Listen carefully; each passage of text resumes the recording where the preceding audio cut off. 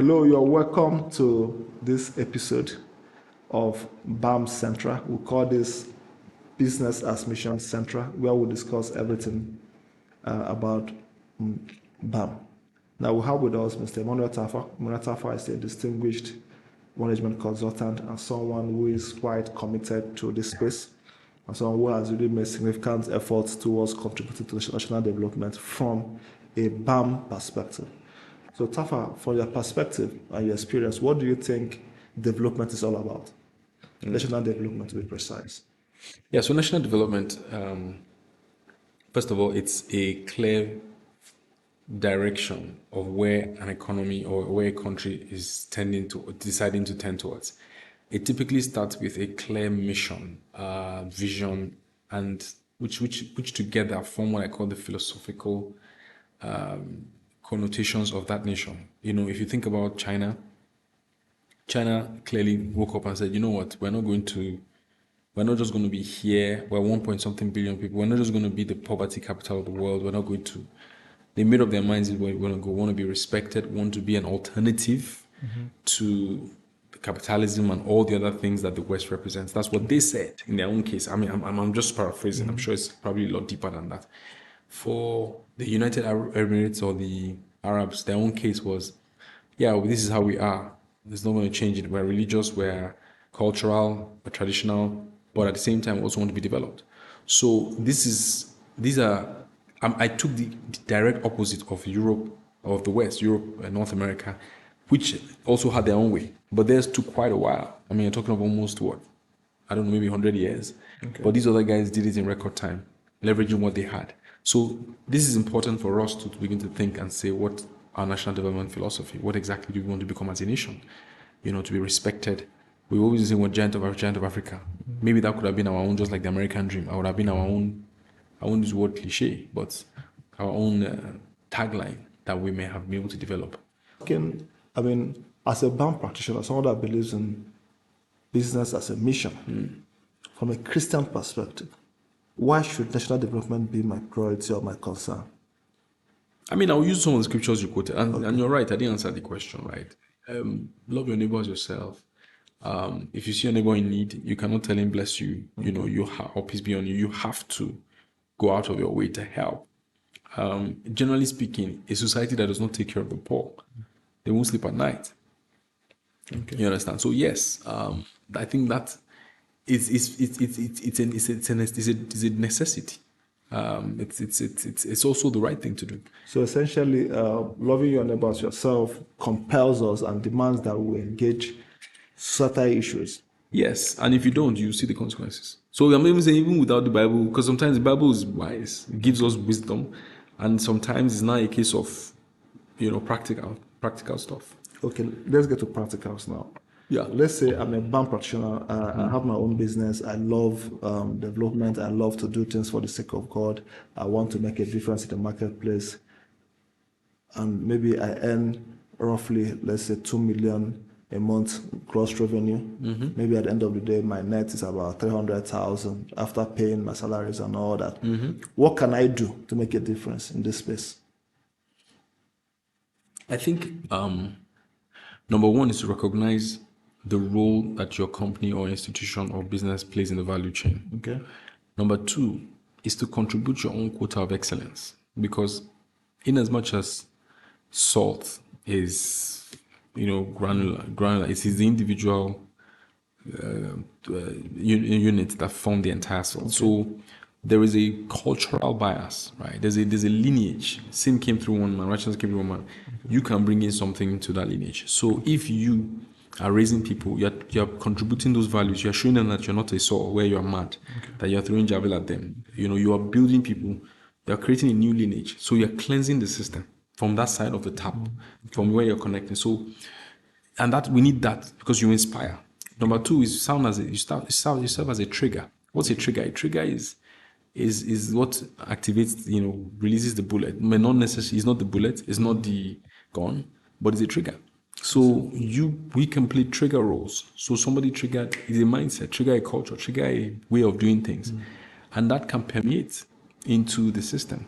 But I think that level of faith to believe that is possible is the beginning of it. And to feel like, you know what, if Joseph was one man that could bring a nation to its knees, then, or not to his needs, to transform a nation, then I also can significantly transform my industry and my sector and make a difference. Now, that sense of belief, of self-belief that I can make a difference, that I can actually be the one to be the trigger to catalyze change, no matter how small that change is.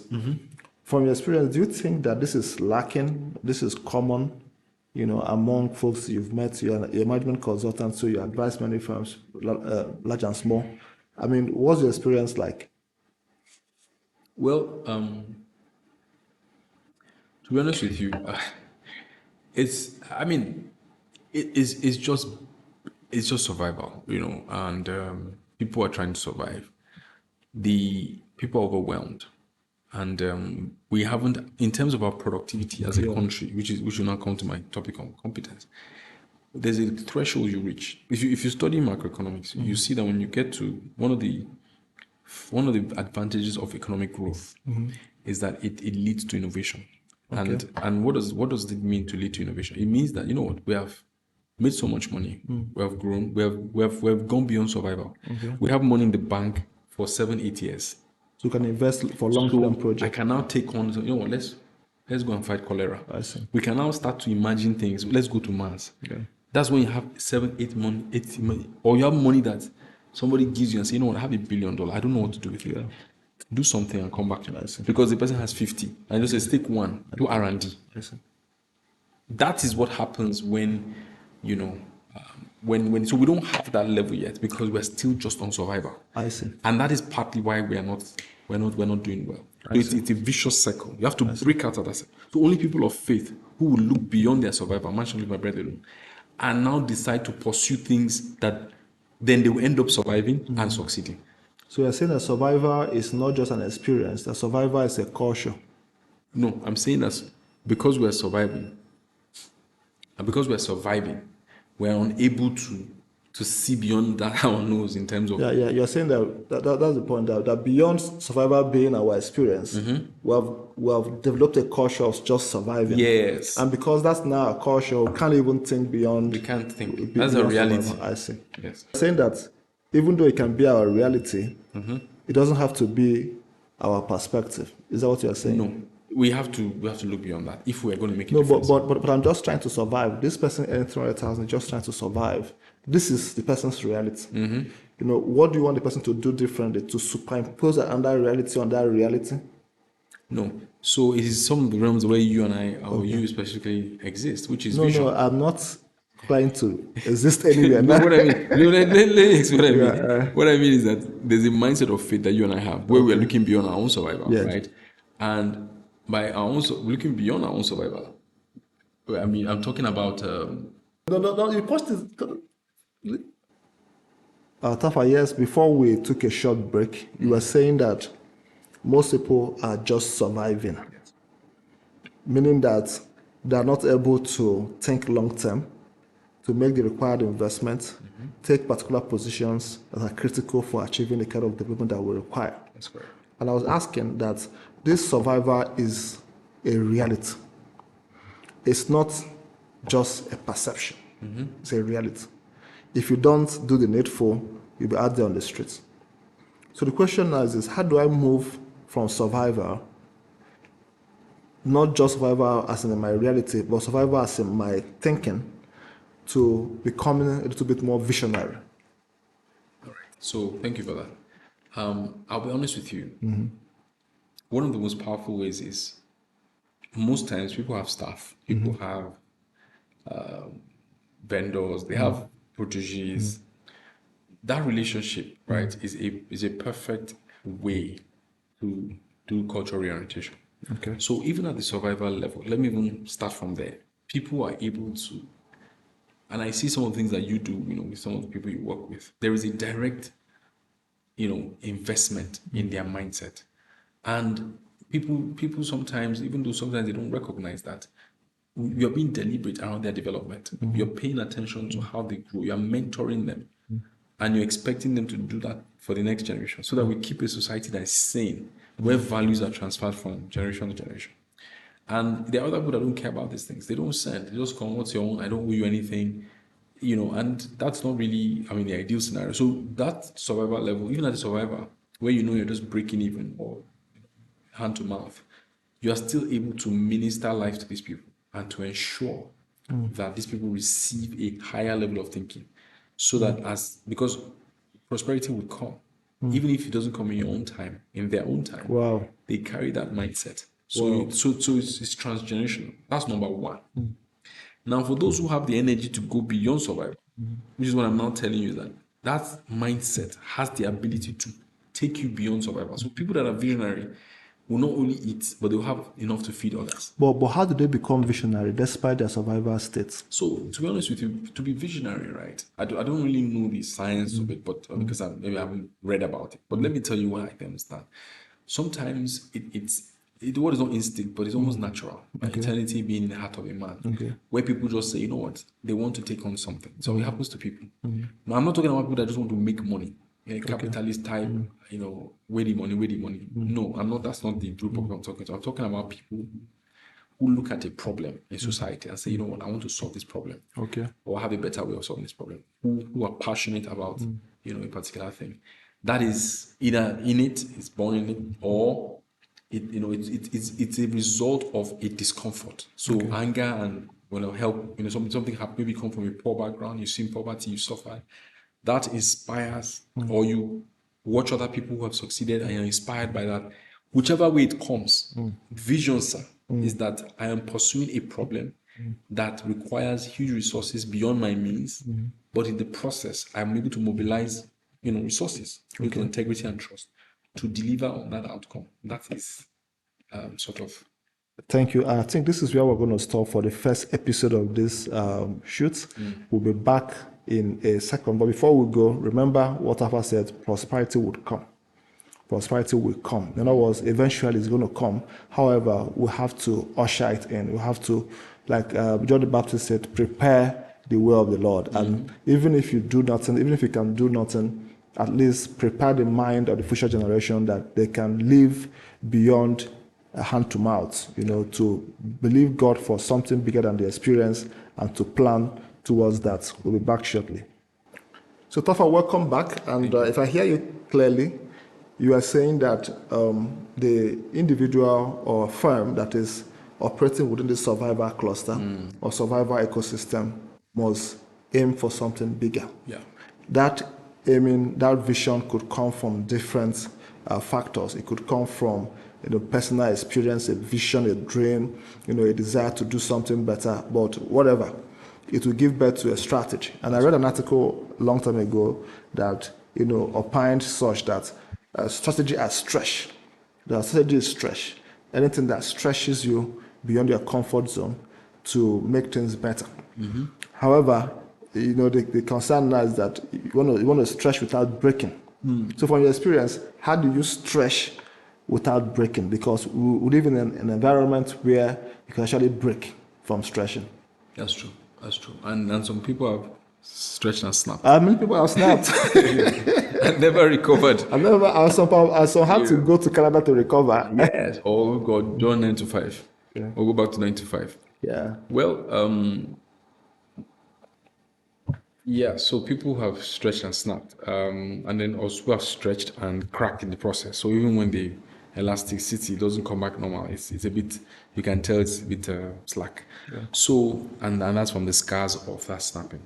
I think for me, number one, sir, is when people, there's a healthy leverage point. There's a healthy level of risk. Okay. Right. There are fundamentals that people need to understand. For instance, that the money in the business is not your capital. The business owns the money. Paying attention to your numbers. These are all the things that sometimes when people snap, they don't realize, which can be very dangerous. But to answer your question specifically, it is. I don't want to speak the cliche things like taking calculated risks or being careful about what people are pursuing. But what I would just say is that failure is part of the process. Okay. So, in fact, most entrepreneurs abroad have just come to the concept of fail fast. So the quicker you fail, so that you move on. They already know it's like a child that's trying to work, keeps falling and standing up. So I would say that for now, based on my level of revelation and understanding, that it is you learn by doing, by the experience. So the sooner you get your hands dirty, the quicker you learn and develop. But it's also advisable that if you're going to do entrepreneurship, you also start a bit early. Okay. And there are no rule, there's no hard or fast rule. Middle 30s, late 30s doesn't matter. But if you can get good experience where you've seen it done, and you can ensure to pay attention to your blind spots and your weaknesses. I see. Because we all have that. So people that can tell you the truth, good mentorship, it would help to reduce how hard you fall and how painful it will be. Makes sense. So what you are saying is that invariably you are likely to fall along the way. That's correct. However, just to make the fall not to be too hard. Yes. So to figure out ways to ensure that you are not going to have yourself entirely at the mercy of the elements. That's correct. Meaning that you should take maybe steps to hedge some element of your operations from the risk you are taking. That's correct. So gentlemen, ladies, you heard that you have to be willing to stretch, but willing to snap back after the stretch, meaning that you have to have contingency measures to take care of yourself. But the error is not to stretch at all. Mm-hmm. Okay, we're making progress. So to give a summary, we have said that we must be visionary, live beyond survival, but to be able to live beyond survival, we need to take some level of risk. Mm-hmm. Can you be precise to give examples of what folks can do, to drive the needle with respect to development? Thank you. All right. So number one, I think everybody needs to be a scholar. In your industry, you want to be able to conquer your industry to a point where you become an authority. Okay. Now, peradventure, your industry is a red ocean. Okay. Let's say you do pure water, and pure water is a red ocean. Yeah. So you can say within the pure water space, I want to take a segment where I will sell pure water with nutrition, maybe with supplements. Mm-hmm. So I want to introduce. I don't know how healthy that will be because it may, the composition of the water under the sun may change the constituents of the elements. But it might even be your relationship with your vendors. Thank you. It must still be the same water, but relationship will differ. Yeah. So it is just going deeper in terms of within the niche, finding other specializations. Okay. So it's a mindset of depth of research, developing a mindset of depth, in being able to scholarly explore, asking important questions, and preferring those solutions. Okay. There's this example I like to use. I don't know if it's accurate, but I think about you people from the East and how in those days somebody would say, you know what, I specialize in key holders. That's what that guy does, and is the biggest in the market. Is the largest. Maybe there are 2 or 3 of them, and they control the market, and they know that will kill. Somebody else will come and say, you do key holder, me I'll do key holder kissing. Me someone will come and say, I'll do key holder. But at the end of the day, it's just specializations that people have taken to explore and succeed. Full stop. Okay, so I was asking about how to, provide leadership with respect to development in the marketplace. So yes, I thank you. I was initially trying to talk about where you are, which is using your own field. Because to be honest with you, some people may not have the time, like me and you, to say they want to go and do extracurricular research. Sure. But maybe level 2, after you've explored your own domain and seen the connection between what you're doing and national development. Okay. What about level 2, which is where I'm moving to, which is I treat certain things as vocational training. So as part of my vocational experience. Okay. So what do I mean? There are 2 projects that I'm working on. One is education. Okay. It's a program to provide free education to people irrespective of or to provide quality education to people, to children, in local communities, irrespective of their economic status. Okay.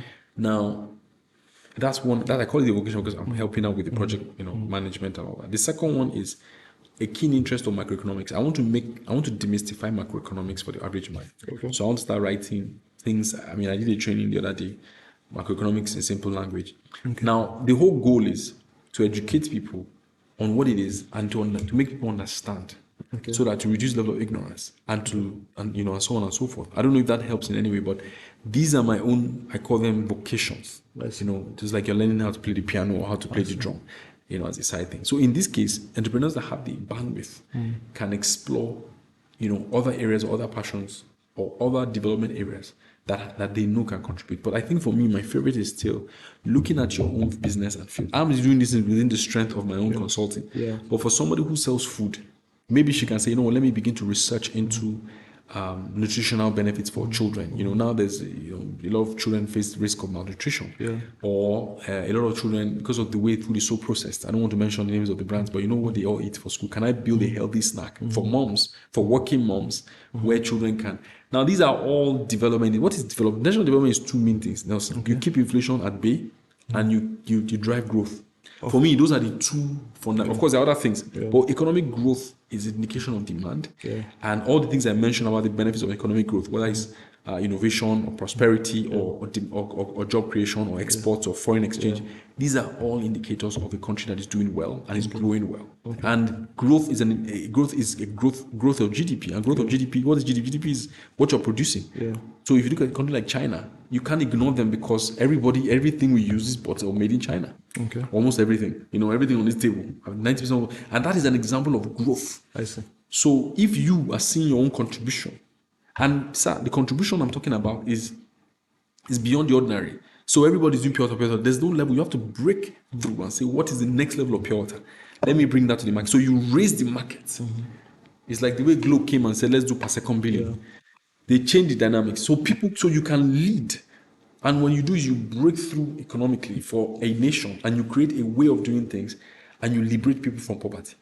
Think about all the people that are benefiting from GSM or social media. That's economic growth. That's innovation. It could only come because people had money to experiment with social network, which is now where everybody is selling. Or people spend a little money. Do you know how many millionaires have been made because they sell on Instagram? Or people spend a little money they had to innovate, because sometimes it's not about having excess. It's about thinking properly and investing the little that you have. So as you were speaking, some things were coming up.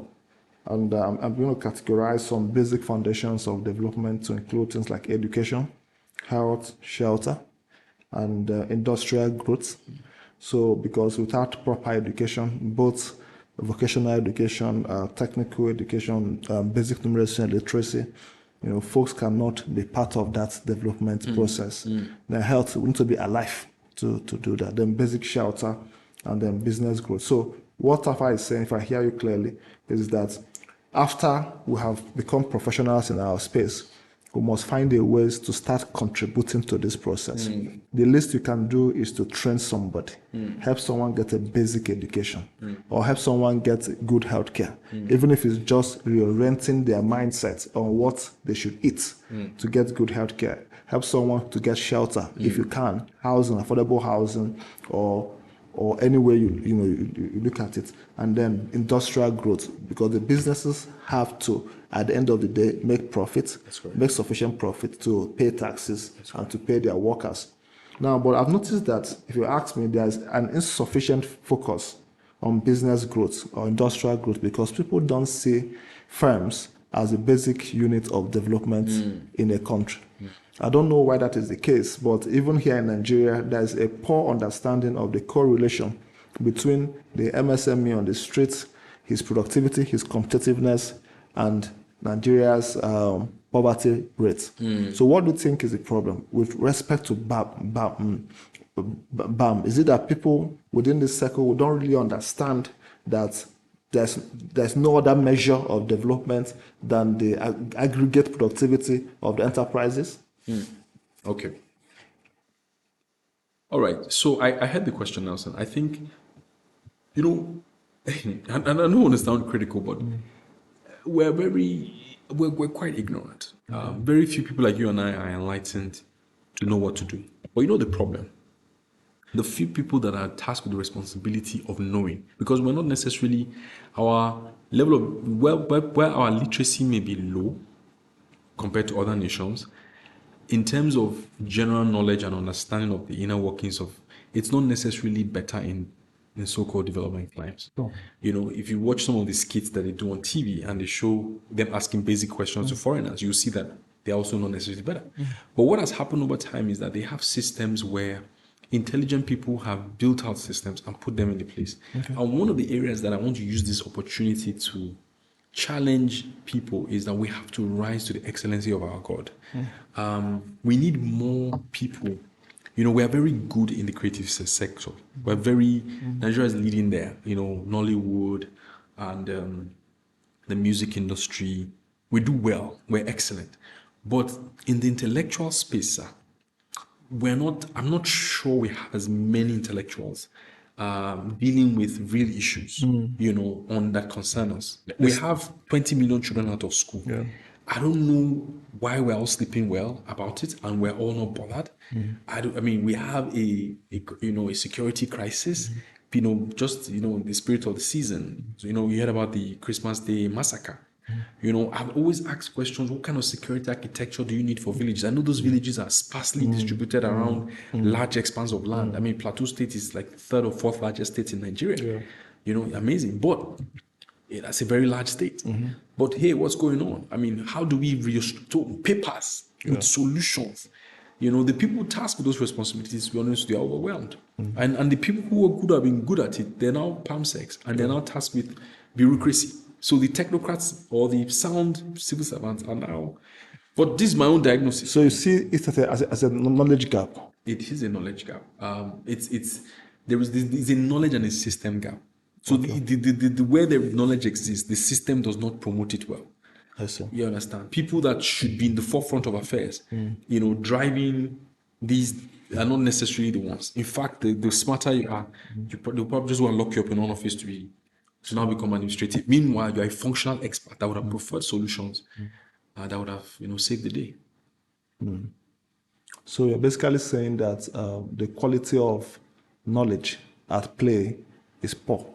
You know, that we're not able to drive that correlation. Because take, for example, let's say the MSME space currently accounts for 86% of jobs in Nigeria, 86% of jobs, and about 50% of GDP. Now, this space is grossly underfunded. The quality of human resource in this space is relatively poor. The quality of the product is relatively poor, even though it accounts for the bulk of the GDP. And yet, government expenditure in this area is declining year on year. And even when we have government expenditure, they're not sustainable expenditure. We have more like, you know, band-aids. You know, you're just sharing money. And knowing that this money, as an individual gift item or individual grant, cannot enhance the competitiveness of the MSME. Even though they can give him enough money to marry another wife, but not necessarily, you know, make him do a better shoe, a better sandal, a better carpentry work. You know, it's simply just not enough because the issues weren't properly studied enough. So I think I agree perfectly with you that it's a knowledge issue and maybe a system issue, which is burdened by integrity, the poor state of integrity of the actors themselves.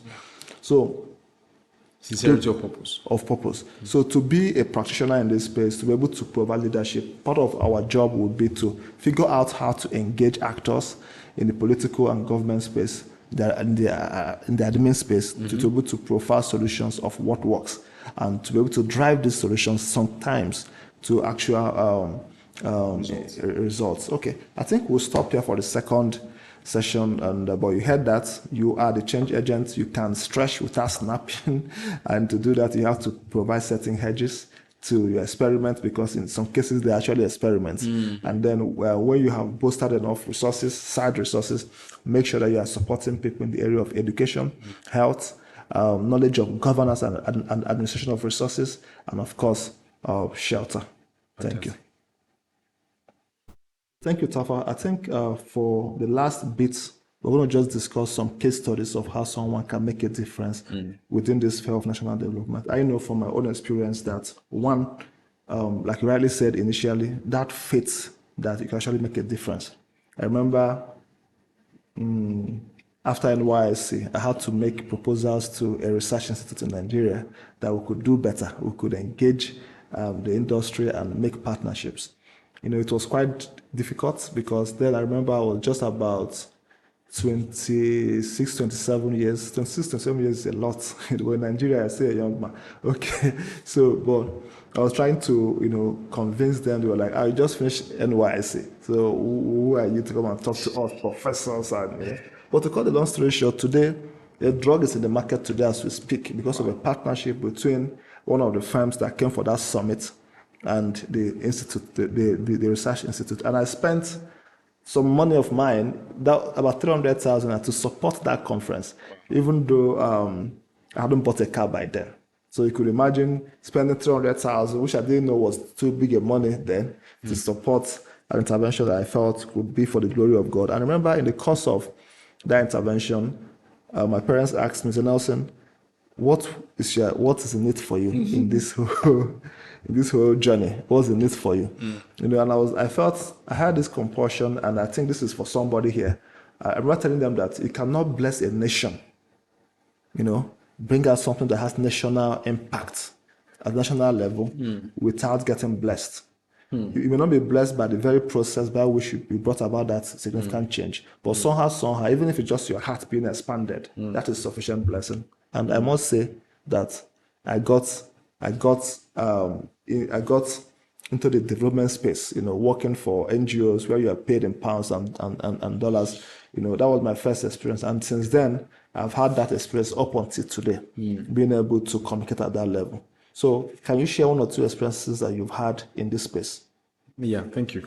So if you remember, I've been also just similar to your story. I've been a very big critic of different things, even though I've changed now. Critics don't go very. They don't give them appointments. But you know, I've been passionate about education. There's an paper I wrote called Voltron. You know, we're trying to get all the kids off the streets, you know, get to school. I was privileged to work with the Honorable Commissioner of a state, all right, on education. One of the biggest states. Yeah, one of the biggest states in Nigeria. You know, and I worked as an informal assistant or advisor. And my job was, I contributed to the best that I could, whether writing papers but a lot of the initiatives that were pursued, I was involved, I was invited, my opinion counted. And for any valuable opinion I had, you know, it got me through the door. I was able to contribute. So I felt like I remember one of the letters. I wrote a few letters, you know, on the behalf of this Honorable Commissioner that went to governor, went to different stakeholders.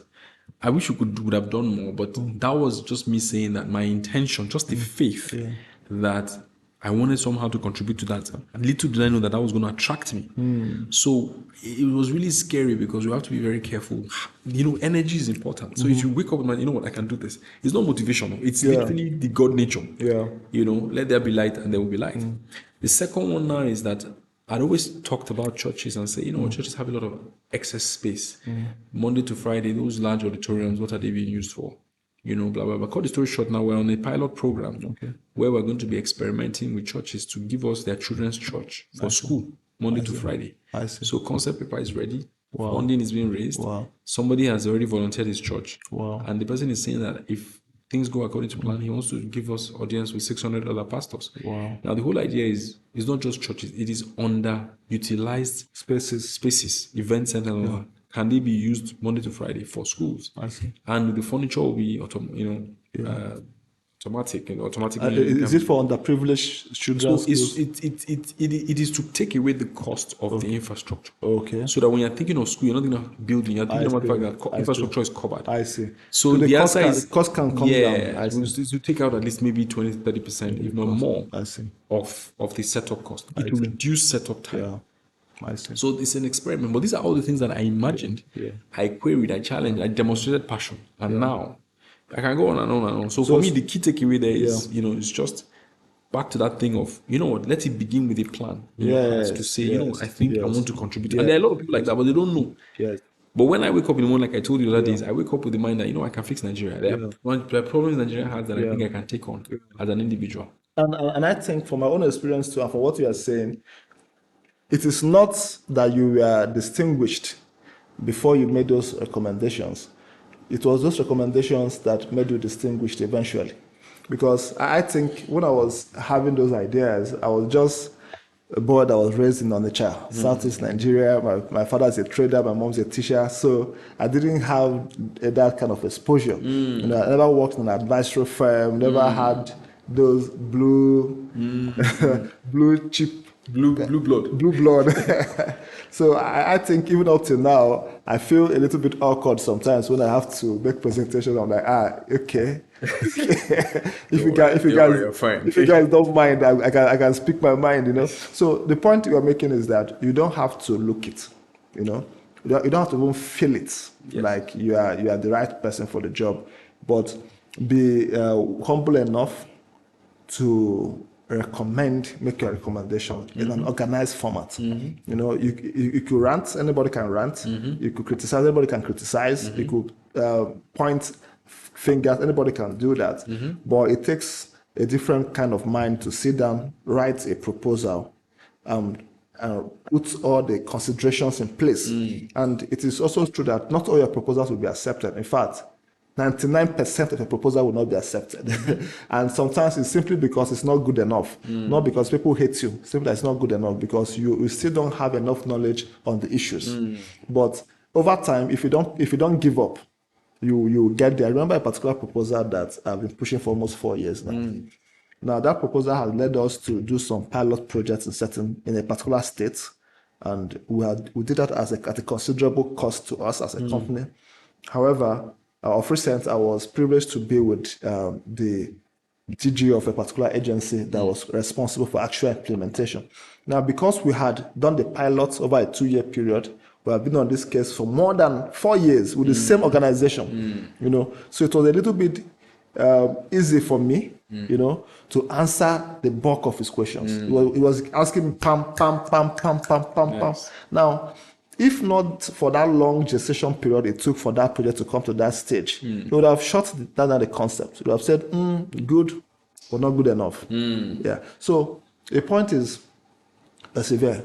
But a question is sometimes you don't get adequately compensated for this relationship. Well, what do you say to someone who might be asking that question right So we away? need to go back to the doctrine that formed BAM to ask them in the concept note whether you should expect compensation because you know you're trying to indoctrinate me into this whole idea. And Yes, it's actually a righteous gospel, and it should be part of it. You're a Bama. so what I think, my brother, is that personally, I always recommend that people should not take their eyes off sustainability, which is profit, the ability to generate profit, to run business profitably. But what happens is that when you run business profitably, business has the ability to promote you. I mean, you know your own people now. You guys did very well. But what did you guys do with that excess? You know, did you just keep building? Yes. But at the same time, it's from the excess, in my opinion, you can now begin to venture into these things. But in the process, right, I feel like, which is what I said, people can volunteer. I mean, people join Rotary Club, join all kinds of things. So you can choose to say, you know, my own passion, what I'm contributing to society beyond my sports and hobby. Exactly. And it's beyond my bread and butter. It's expensive. However, I must say that at BAM, we believe that the business itself is the instrument of change. You know what?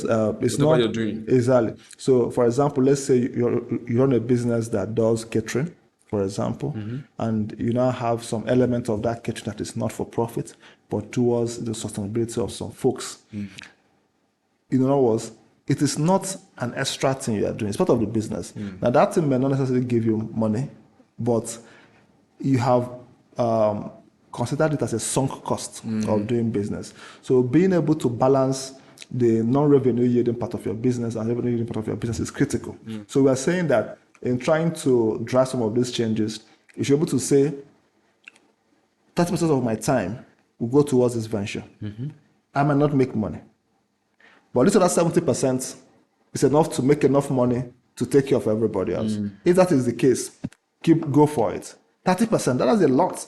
It could be 10, it could be 5%, it could be 20%. But you choose what percentage of your time and resources should go towards those non-profitable, immediately for profitable, but maybe with a profit potential in the next 5 years, you know, but they have huge development implications. So for example, just training people alone in itself is development. And not everybody you train will work for you. Some will leave you and go, but you have contributed massively. The question now becomes, can you train these people without affecting your everyday profitability? If the answer is yes, train them as much as you can. You know, if you can train every 1 year, train 2 persons, in your area of expertise, that's massive contribution. That is massive contribution. And you can look at the GDP of that person over a 20-year period to say, so who can now earn 60,000 naira now for the next 20 years? That's 60,000 a month, 20,000 a year. That's 20, that's about 14, 15 million in 20 years. But of course, the person who stop at 70,000, the person will keep increasing the earning potential year on year.